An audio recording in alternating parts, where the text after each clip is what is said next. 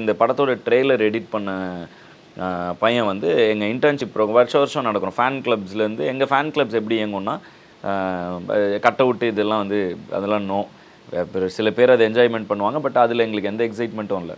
எங்களோட இது என்னென்னா ஃபேன் கிளப்ஸ்லேருந்து இன்டர்ன்ஷிப் ப்ரோக்ராம் 6 பேர் அட்டன் பண்ணுவாங்க. அதில் ஒருத்தருக்கு ஜாப் பிளேஸ்மெண்ட் கிடைக்கும்.